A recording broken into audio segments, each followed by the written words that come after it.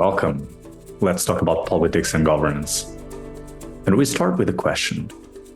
Do we have a legal responsibility to people who aren't even born yet? We address this question with Svenja Behrendt, who explores the challenges of creating laws for future generations and the several schools of thought about this. As always, Rodrigo Silva, let's talk about politics and governance. Svenja, welcome to our episode. Thank you for having me on the podcast. Svenja, you argue in the article that there is a gap in legal scholarship concerning obligations towards future generations. And this gap is important because it can lead to policies that, harm or don't harm future people, correct? Yes, I think it's not really about a gap in scholarship that concerns itself with legal obligations towards future human beings or future generations.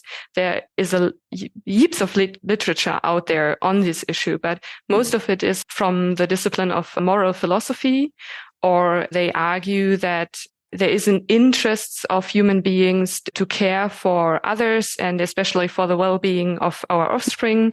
And I think that they are right in doing that. And I think that also the scholarship that stems from the moral philosophy, for example, that there are good approaches there, but I just think that you do not get the full-fledged concept that accounts for the intertemporal dimension of human rights.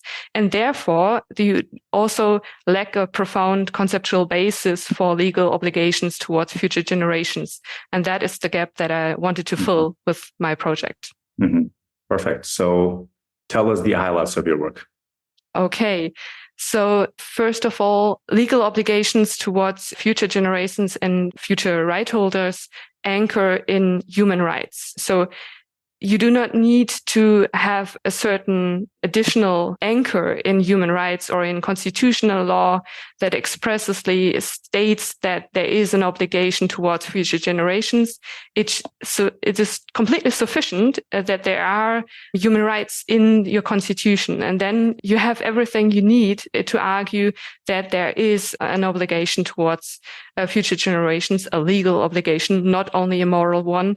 And there you go. So this is basically the main aspect that is needed to argue that point. And so fundamental rights and human rights are about rights of that particular right holder. So once you have that right holder, and there are several right holders, you get a sort of relationship between those right holders, because every right holder can expect from the other right holder that their interests that are contained in that right are respected, so that you should omit an action that sort of infringes on that interest and that you take the action that supports that interest. So you get a relationship that asks from every right holder to take care of, to respect the other one's interests. So it's sort of about the equality in rank there that is fundamental to that concept. And I explain it in way more detail in my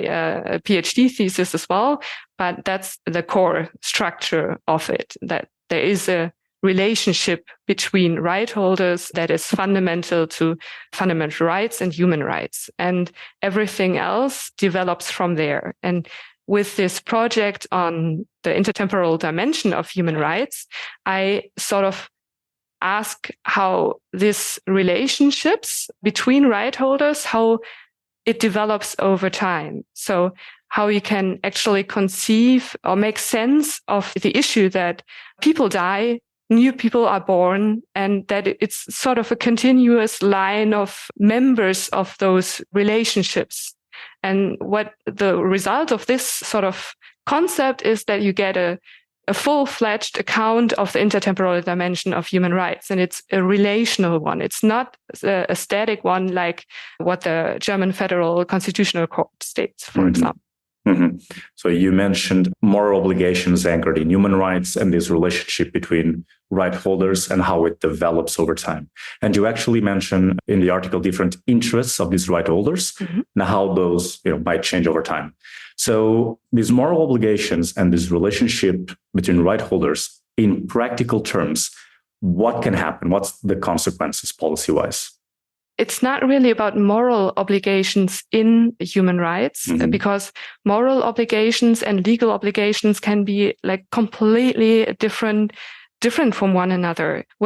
How you argue moral obligations is a completely different set of structure. They're completely different things to consider when you are arguing within the field of morality or moral philosophy than if you are arguing about it as a positivist legal scholar. And that is also one issue that I'm trying to show with this paper, that it's not about taking a moral argument and like putting it into human rights. You can get to those obligations towards future generations and future right holders on a positivist understanding of the law. You just have those anchors in the constitutional law, the norm text that give you fundamental rights and human rights, and everything else develops from there. It is not about moral obligations.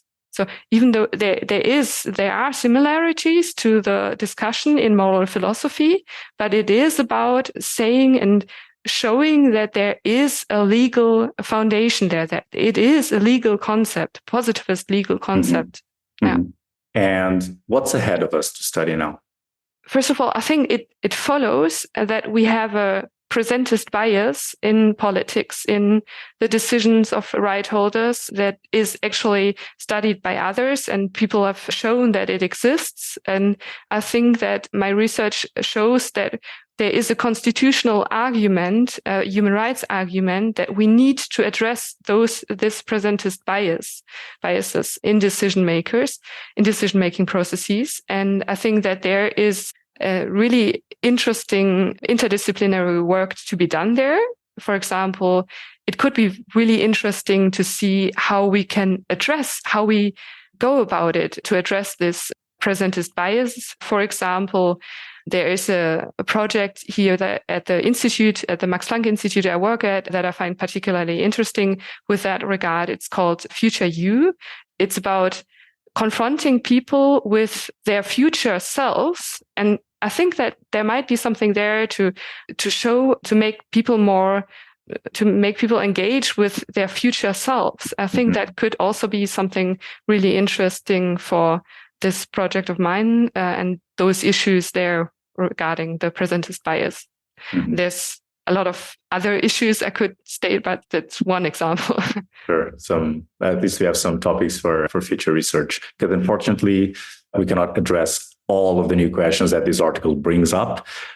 But I'm curious to know your personal thoughts on the topic. So what struck you the most? What's your most important reflection of this?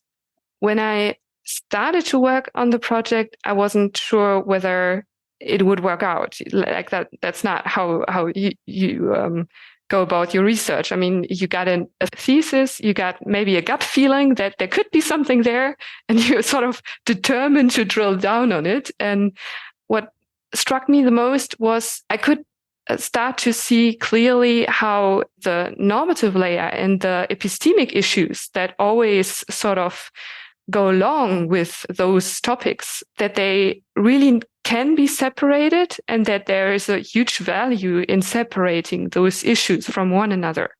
And I was surprised to see how it actually lines up. It's completely in line with other issues in legal theory that I think that they are true, that we should separate those from one another, and how, it sort of all works out in some way. That's something that, really made me, was great. It was a great feeling to see that. That's great. I'm going to make this a little bit more challenging for you, a little bit more, because I know that there's a lot to discuss here. But if you had to sum up this conversation in no more than 2 sentences, so the punchline, what would it be? It would be that, first of all, legal obligations towards future right holders anchor in human rights in a much more profound way than the European Court of Human Rights and the German Federal Constitutional Court state. And the way we currently address future interests is distorted, and uncertainty does not mean that there is no obligation or that we could not be at fault for having a presentist bias. Great ending. Svenja, thank you very much. Thank you, Rodrigo.